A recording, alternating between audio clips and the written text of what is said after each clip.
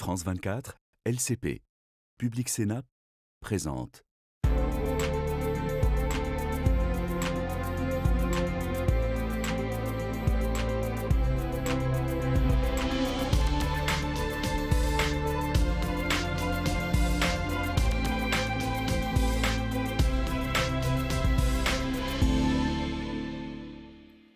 Merci de nous rejoindre à Bruxelles au Parlement européen pour parler de commerce international alors que l'Union européenne s'apprête à signer l'accord de libre-échange le plus important de son histoire. Un accord avec le Mercosur qui regroupe certains pays d'Amérique du Sud comme le Brésil, l'Argentine ou l'Uruguay. Cette levée des droits de douane sur de nombreux produits concerne plus de 700 millions de consommateurs des deux côtés de l'Atlantique et représente 45 milliards d'euros d'échanges commerciaux. Le problème, c'est qu'il ne fait pas l'unanimité entre les 27 et la France en tête s'oppose à ce traité qui fragiliserait nos agriculteurs alors que l'Allemagne veut finalement doper ses exportations. On écoute tout de suite. Nous devons enfin boucler l'accord de libre-échange du Mercosur après plus de 20 ans de discussion. Le processus de négociation a pris beaucoup trop de temps et ce n'est pas un exemple de bonne pratique. Nous avons besoin de plus d'accords de libre-échange parce que le monde change. Ça fait 7 ans que je m'oppose à ce traité et j'en parle à nos agriculteurs les yeux dans les yeux. Est-ce que depuis que je suis président, je n'ai pas tenu mes engagements? Jamais. Lorsqu'on a signé avec le Canada, on a obtenu des garanties. Et je vous ai dit, cet accord sera bon pour vous. Et là, je vous le dis, ces garanties aujourd'hui, elles n'y sont pas sur le Mercosur. C'est pour ça que nous allons continuer de nous opposer. Un accord de libre-échange avec le Mercosur d'autant plus désiré par la Commission européenne qu'elle s'inquiète, après l'élection de Donald Trump, d'une hausse des droits de douane américains de 10 à 20%, ce qui pourrait provoquer une guerre commerciale. Alors pour en parler, 3 eurodéputés. Marie-Pierre Védrenne, bonjour. Bonjour. Vous êtes eurodéputée française, membre du groupe Renew au Parlement européen et du camp présidentiel en France. Nous accueillons également Anna Cavazzini, bonjour. Vous êtes eurodéputée allemande, membre du groupe Les Verts au Parlement européen. On précise d'ailleurs que les Verts allemands font partie de la coalition du social-démocrate Olaf Scholz en Allemagne, une coalition qui, je le précise, a éclaté ces dernières semaines. Et puis Francisco Assis, bonjour. Bonjour. Vous êtes eurodéputé portugais, membre du groupe des sociodémocrates au Parlement européen. Et d'ailleurs, on a envie de vous demander, le Portugal est très favorable à cet accord avec le Mercosur, pas seulement pour des raisons évidemment culturelles, d'attachement de la péninsule ibérique à l'Amérique latine. Vous pensez vraiment que ce sera un bon accord pour nous, les Européens ? Oui, je le crois. C'est un bon accord du point de vue politique. Et ça, c'est très important parce que nous avons nécessité d'établir des bonnes relations avec certaines régions du monde. Nous avons un problème aujourd'hui qui c'est le problème du grand isolement de l'Europe au monde. Nous constatons qu'aujourd'hui, il y a une certaine incompréhension au monde sur les positions du monde occidental, en particulier de l'Europe. Il y a des raisons politiques et des raisons civilisationnelles, mais il y a aussi des raisons économiques. Nous parlons d'un grand marché que nous pouvons créer, de nouvelles opportunités pour les exportations européennes, de nouvelles opportunités aussi pour les exportations des pays du Mercosur. Je suis un défenseur du principe d'une globalisation régulée et je crois que les accords de libre-échange sont la meilleure manière de réguler la globalisation. Je suis absolument certain que c'est un bon accord pour les Européens. Marie-Pierre Védrenne, alors actuellement l'économie européenne est plutôt en berne. Est-ce que ce traité de libre-échange, ça peut être une bouffée d'air pour la croissance européenne, l'industrie européenne et même pour certains secteurs agricoles comme la viticulture ? Un accord de commerce, effectivement, comme vous venez de le souligner dans votre question, ça doit contribuer à la croissance, à la stabilité, à la prospérité et à nos objectifs aussi de sécurité de nos approvisionnements et puis à nos objectifs de durabilité. Moi, par principe, je ne suis pas opposée à un cadre justement qui réglemente, comme vient de le dire le collègue, et qui nous permet d'atteindre ces objectifs-là. Mais à l'heure actuelle, dans les retours que nous pouvons avoir des négociations techniques qui sont faites par la Commission européenne, je n'ai pas toutes les réponses qui me permettent de dire que oui, en l'état, le Mercosur nous permet de répondre à tous ces objectifs-là. Et donc la France s'y oppose, soyons clairs. Effectivement, la voix d'Emmanuel Macron, président de la République depuis 2019, a toujours été très claire.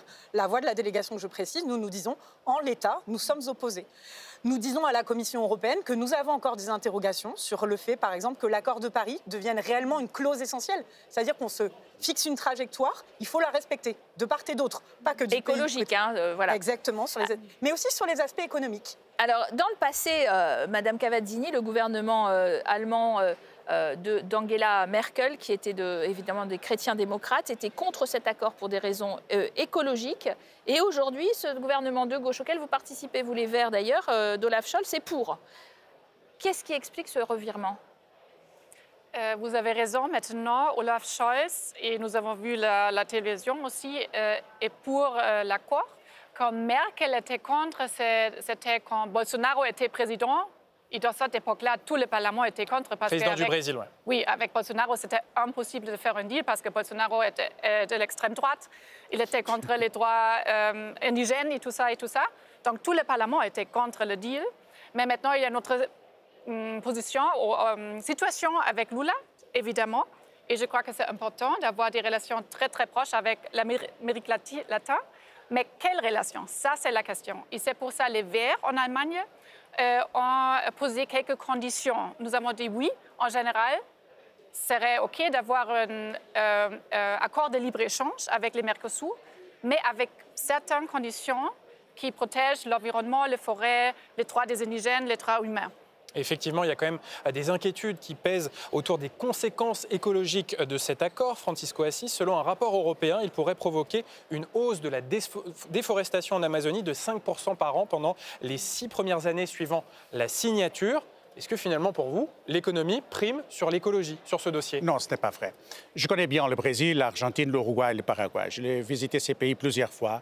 J'ai visité plusieurs productions agroalimentaires et agropecuaires. Je connais la législation de ces pays. Je connais l'état d'évolution de la science appliquée en ces pays. Nous, Européens, parfois, nous sommes des donneurs de leçons envers ces pays de l'Amérique latine. Et en certains aspects, ils sont aussi développés que les pays européens. C'est le cas particulièrement du Brésil et de l'Argentine, ce sont deux pays que je connais bien. Ils ont déjà des législations bien préoccupées avec des questions de nature écologique. Aujourd'hui, le Brésil, c'est présidé par M. Lula. C'est un gouvernement de gauche, c'est un gouvernement avec de grandes préoccupations au domaine écologique, de la préservation de l'Amazonie. C'est même une question fondamentale pour le président du Brésil. Ce n'est pas vrai qu'on ne doit pas opposer économie et écologie en ce qui concerne cet accord. C'est un fantôme, ça. C'est un fantasme. Non, je ne pense pas qu'on s'inquiète pour rien. L'objectif, c'est, comme je le disais tout à l'heure, qu'on s'engage dans des trajectoires communes. On le voit bien, moi je nuancerai un peu les propos de notre collègue. Je suis d'accord qu'on n'a pas à donner de leçons. Et qu'on a à s'engager collectivement. Mais regardez les débats qu'on a pu avoir ici au Parlement européen sur le texte sur la déforestation. C'est là aussi où je vous rejoins sur le fait que nous n'avons pas à donner de leçons et il faut aussi que nous ayons ces trajectoires communes.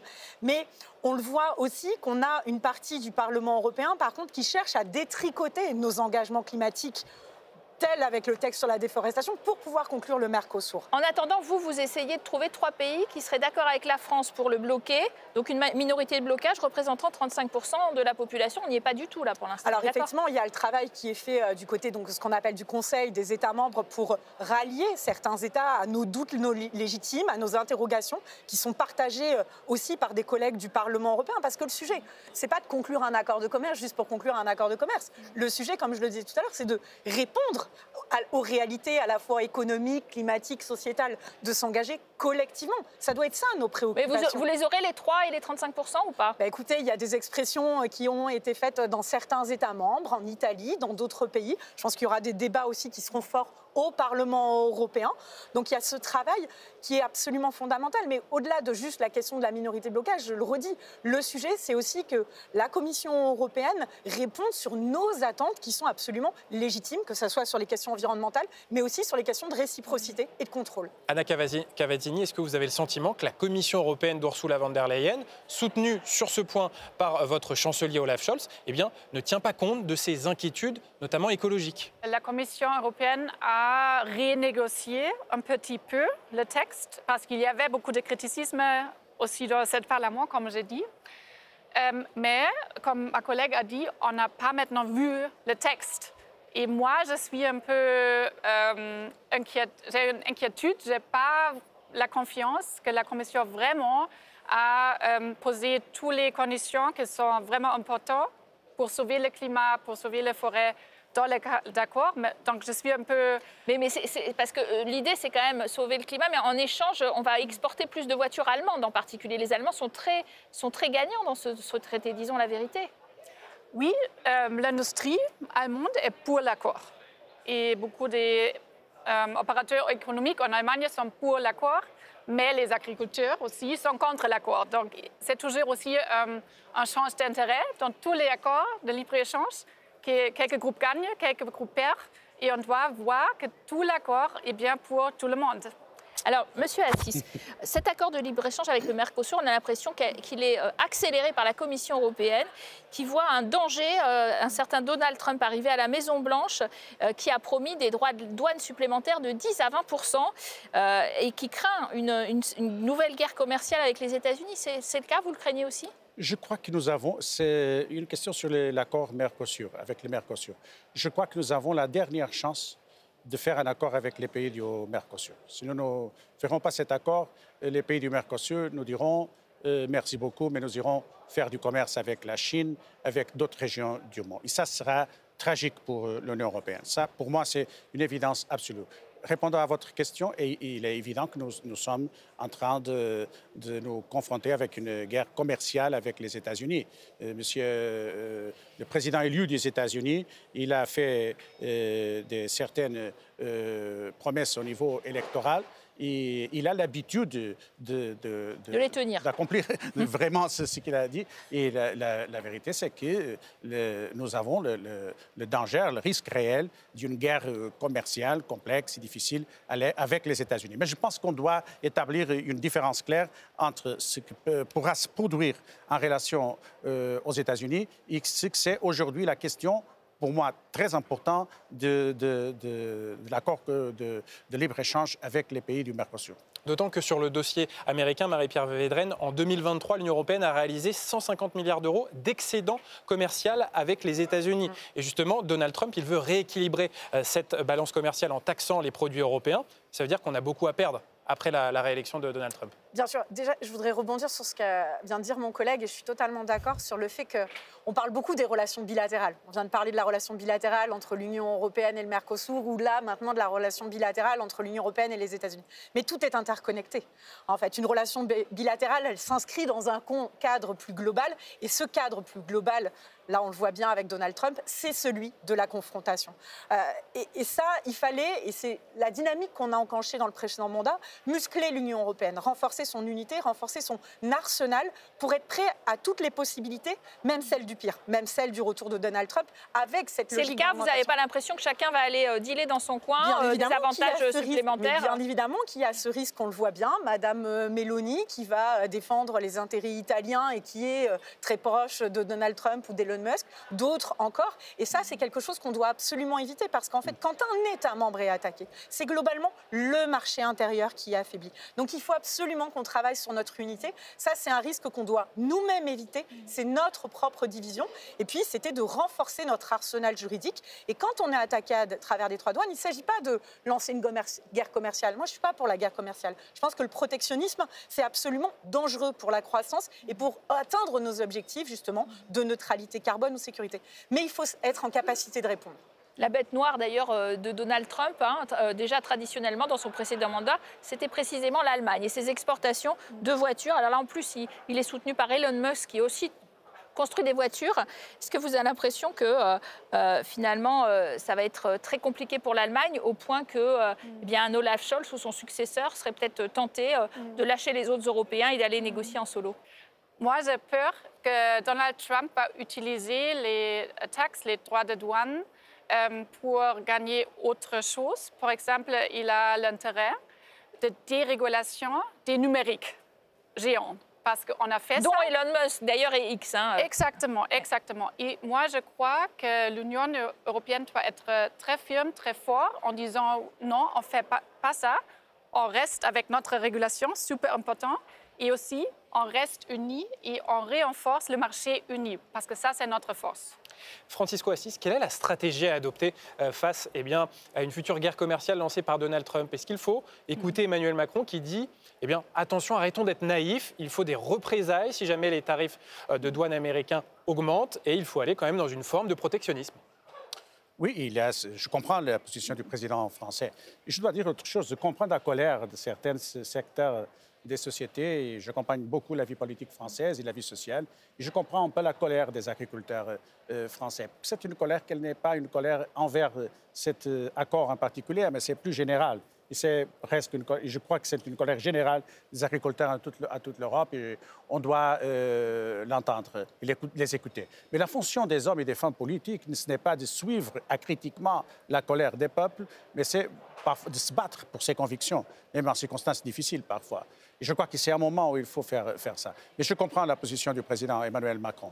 Vous avez l'impression, en ce qui concerne la question des Américains. Justement, qu'une réponse protectionnisme, des représailles, des droits de douane européens envers les Américains cette fois-ci, l'agriculture française, d'ailleurs portugaise et espagnole aussi, sur la dernière mandat de Donald Trump avait été particulièrement touchée avec des droits de douane explosés.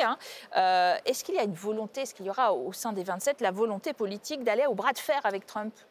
Écoutez, en tout cas, on a pu constater dernièrement une position du Conseil, notamment sur la réponse vis-à-vis de la Chine. C'est un autre État, mais sur la question des véhicules électriques. Et donc, on s'est affirmé. Je pense que c'était positif. Et effectivement, il va falloir faire de même avec n'importe quel État membre. Il ne s'agit pas d'ailleurs d'un ciblage discriminatoire envers quelconque nationalité. Il s'agit justement de nous protéger, de protéger notre industrie, de protéger les objectifs que nous nous fixons. Parce que, à l'inverse, justement, c'est du protectionnisme qui est employé de l'autre côté. Donc nous, ce qu'on a fait dans ce travail au Parlement européen, c'est de créer cet arsenal qui se doit être dissuasif face à ces mesures tarifaires qui ne sont gagnantes d'aucun côté. Parce qu'à la fin, les mesures protectionnistes ou des tarifs, c'est le consommateur qui paye l'addition. Merci à vous. Merci à tous les trois d'avoir participé à ce débat. Merci à vous de nous avoir suivis. Restez bien sûr sur nos antennes où l'actualité continue.